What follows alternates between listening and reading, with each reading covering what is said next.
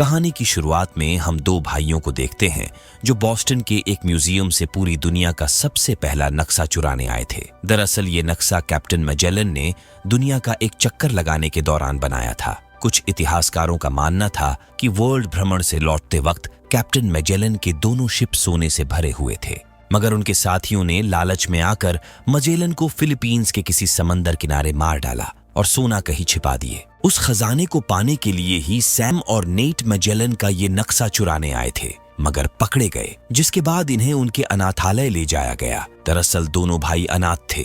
नक्शे को चुराने की सैम की ये तीसरी नाकाम कोशिश थी, इसलिए सिस्टर ने भी सैम को नहीं बख्शा और सुधार घर भेजने का फैसला किया। लेकिन सैम किसी भी हाल में जेल नहीं जाना चाहता था, इसीलिए भागने का फैसला किया। भागने से पहले उसने नेट को अपना लॉकेट देकर वादा किया कि वो उसकी खोज खबर लेने आता रहेगा। इस बात को 15 साल बीत चुके, मगर सैम वापस नहीं लौटा। वहीं नेट अब एक बियर बार में बारटेंडर की जॉब करने लगा था। यहीं पर उसकी मुलाकात एक विक्टर नामी आदमी से हुआ। विक्टर ने उसे बताया कि वो कैप्टन मैजेलन का खजाना 15 सालों से ढूंढने में लगा हुआ है। नेट को भी मैजेलन का वो असली नक्शा देखकर यकीन हो गया, मगर उसे खजाने में कोई दिलचस्पी नहीं थी। वो ये खजाना अपने भाई के साथ ढूंढना चाहता था। तब विक्टर ने उसके भाई सैम की फोटो दिखाकर कहा कि वो सैम का दोस्त है। 2 साल पहले तक वो खजाना साथ ढूंढ रहे थे। एक रोज वो कैप्टन मैजेलन के मकबरे पर साथ गए थे। वहीं से सैम अचानक कहीं गायब हो गया। नेट को लगा कि इस खजाने के बहाने वो अपने भाई को भी ढूंढ सकेगा,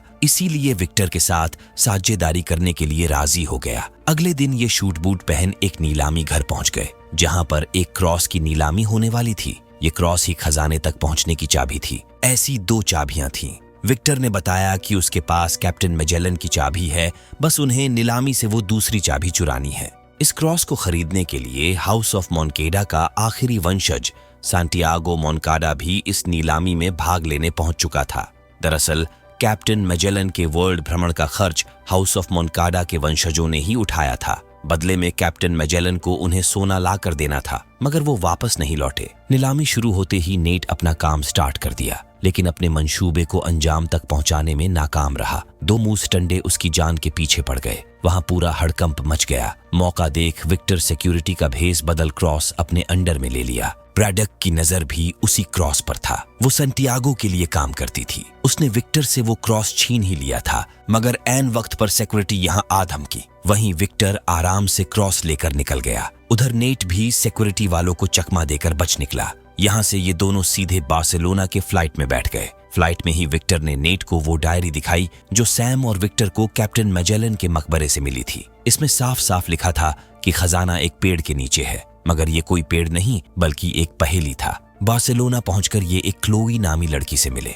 दरअसल क्लोई के पास ही दूसरा क्रॉस था। जिसके बाद ये एक चर्च पहुंचे। चर्च की दीवार पर हूबहू वैसा ही पेड़ का निशान बना था। चर्च के बेसमेंट में इनको चाबियां लगाने की जगह भी मिल गई, जिसको खोलते ही उसमें से तीर निकलने लगे। अगले ही पल एक खुफिया दरवाजा खुल गया। अब यहाँ से 2 अलग अलग रास्ते जा रहे थे। इस तहखाने से नेट और क्लोई जाने का फैसला किए, जबकि विक्टर को दूसरे रास्ते से जाना पड़ा। मगर विक्टर को लग रहा था कि कहीं इनको खजाना मिल गया तो ये खजाना मिलते ही रफू चक्कर हो जाएंगे, इसीलिए एक क्रॉस अपने पास रख लिया। अंदर जाने से पहले नेट ने विक्टर के मोबाइल में लोकेशन ट्रैकर को जोड़ा, ताकि दोनों को एक दूसरे की लोकेशन पता चलती रहे। क्लोई और नेट को लगा कि वो इस खुफिया रास्ते पर चलकर खजाने तक पहुंच जाएंगे, लेकिन ये रास्ता तो एक क्लब में ही जाकर खत्म हो गया। तभी उन्हें क्लब में चाबियों को लगाने का एक और स्लॉट दिखा। वहीं ब्रैडक के बंदे भी यहाँ आ चुके थे। उस स्लॉट को अनलॉक करते ही एक और खुफिया दरवाजा खुला। किसी तरह ये दोनों बचकर अंदर प्रवेश कर गए। अंदर एक और की होल था,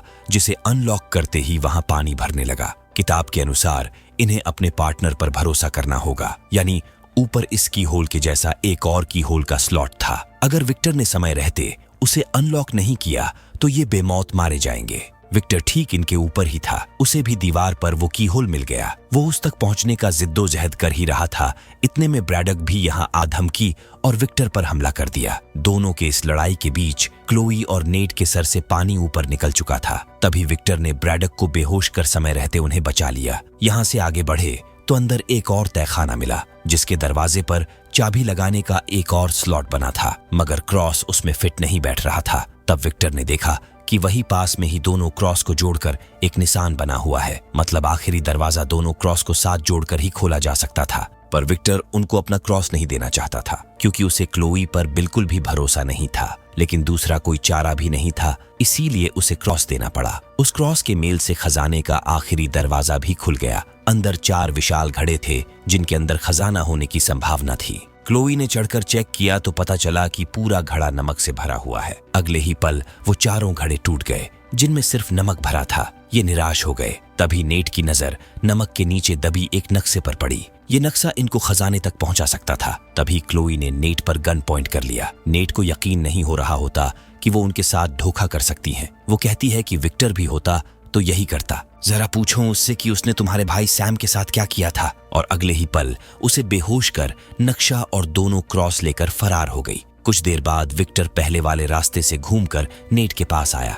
होश में आते ही नेट ने पूछा कि उसके भाई के साथ क्या हुआ था। तब विक्टर बताना शुरू किया कि जब वो कैप्टन मैजेलन के मकबरे पर छानबीन करने गए थे तो ब्रैडक ने सैम को गोली मार दिया था। विक्टर किसी तरह वहां से मैजेलन की बुक लेकर बच निकला। नेट को यकीन नहीं हो रहा होता कि विक्टर ने उसके भाई को वहां मरने के लिए छोड़ दिया। अब यहाँ से उन दोनों के रास्ते अलग थे, मगर ऐन वक्त पर नेट ने अपना फैसला बदल लिया क्योंकि कैप्टन मैजेलन के खजाने को ढूंढना उसके भाई का सपना था। दूसरी ओर क्लोई नक्शा लेकर संतियागो के पास पहुंच चुकी थी। दरअसल वो शुरू से ही संतियागो के लिए काम कर रही थी, मगर ये बात ब्रैडक को भी नहीं पता था। इधर विक्टर ने भी अनुमान लगा लिया कि क्लोई संतियागो से मिली हुई है। तभी तो ब्रैडक और उसके आदमी चर्च में पहुंच पाए। अगले ही पल ये उस जगह पहुंच गए जहां से संतियागो अपनी पूरी पलटन लेकर खजाने की तलाश में निकलने वाला था। नक्शे में फिलीपींस के क्याम्बा नामी जगह पर क्रॉस का निशान बना हुआ था जहां पर इनको जाना था। तभी ब्रैडक ने मौका देख अपने बॉस का ही गला काट दिया। ये देख क्लोई चुपके से जाकर ड्रॉप्स के पीछे छिप गई। इतने में विक्टर और नेट संतियागो की कार से बाहर निकले और जाकर नक्शे को चुरा लिए। वहीं ब्रैडक को लग रहा था कि क्लोई पैराशूट लेकर कूद गई होगी। विक्टर भी एक पैराशूट लेकर कूदने वाला था, मगर नेट ब्रैडक को देखते ही भड़क उठा क्योंकि उसे ब्रैडक से अपने भाई के मौत का हिसाब चुकता करना था। अगले ही पल वो ड्रॉप के पैराशूट को खोल दिया। उसके साथ विक्टर भी पैराशूट खोलकर कूद गया। सभी ड्रॉप्स एक के साथ एक बंधे हुए थे जो एक एक करके प्लेन से गिरने लगे, जिससे पूरा प्लेन डिसबैलेंस हो गया। नेट भी ड्रॉप के साथ फंसकर हवा में लटक गया और दोबारा ऊपर चढ़ने का प्रयास करने लगा। इधर क्लोई भी मौका मिलते ही उन पर गोली दागने लगी थी। जब गन में आखिरी गोली बची तो क्लोई ने एक ड्रॉप को खोला और तुरंत कार लेकर निकल पड़ी। उसी वक्त नेट उसके सामने आ गया। अब दोनों के दोनों हवा में थे। क्लोई ने जिस ड्रॉप को खोला था उसी के पैराशूट के सहारे ये बच सकते थे। अगले ही पल वो कार से ड्रॉप की तरफ कूद गई। नेट भी उसके पीछे कूद गया और ये दोनों किसी तरह जिद्दोजहद करते हुए इस ड्रॉप के सहारे समंदर में लैंड कर गए। उधर ब्रैडक भी अपने लैंडमार्क पर उतर चुकी थी।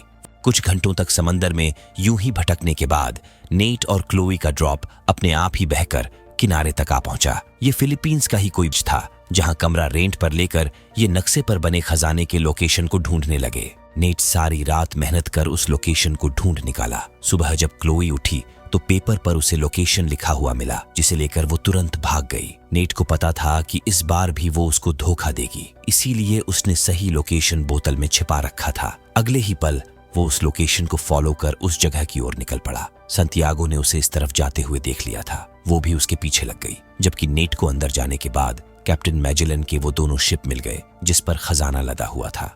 नेट के मोबाइल को ट्रैक कर विक्टर भी यहाँ आ चुका था। उनके मुताबिक ये सोने से भरा शिप करीब 500 करोड़ से भी ऊपर का था। ये दोनों माला माल हो चुके थे। इतने में ब्रैडक भी यहाँ आधम की उसके गुंडे हथियारों से लैस थे, इसीलिए नेट और विक्टर को छिपना पड़ा। वो तुरंत हेली कैरियर की मदद से दोनों शिप को यहाँ से उड़ा ले गए। तभी नेट और विक्टर सही मौका देख शिप पर तैनात ब्रैडक के लोगों पर हमला कर दिए और उनको धो पीट कर शिप अपने कब्जे में कर लिए। विक्टर पहले नेवी में पायलट था, इसलिए वो हेली कैरियर को उड़ाना जानता था। उधर ब्रैडक को पता चलते ही वो इनका पीछा करने लगी। उसके गुंडे इनके शिप पर कूद पड़े और नेट पर हमला कर दिए। नेट भी लड़ने में माहिर था।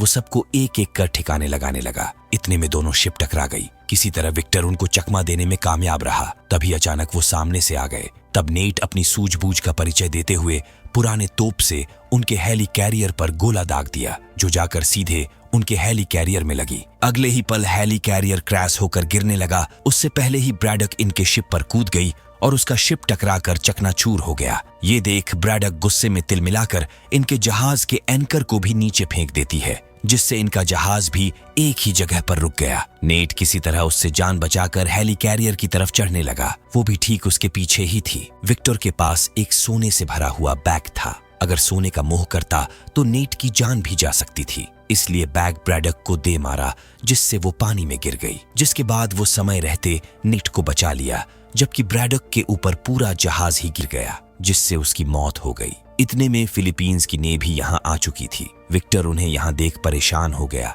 क्योंकि इतना कुछ करने के बाद भी उनके हाथ कुछ नहीं लगा। तभी नेट अपनी जेब से उसे कुछ सोना देकर खुश कर दिया। वहीं क्लोई अभी भी इनका पीछा कर रही थी, जिसे नेट ने गलत लोकेशन देकर बेवकूफ बना दिया था। अब वो हर हाल में इन तक पहुंचना चाहती हैं। दूसरी ओर हमें एक जेल में नेट के भाई सैम को दिखाया गया, जो अभी भी जिंदा था। वो नेट को सावधान करने के लिए एक पोस्ट कार्ड लिख रहा था, जिसमें वो लिखा कि उसके आसपास जितने भी लोग हैं उसे उनसे सतर्क रहना होगा।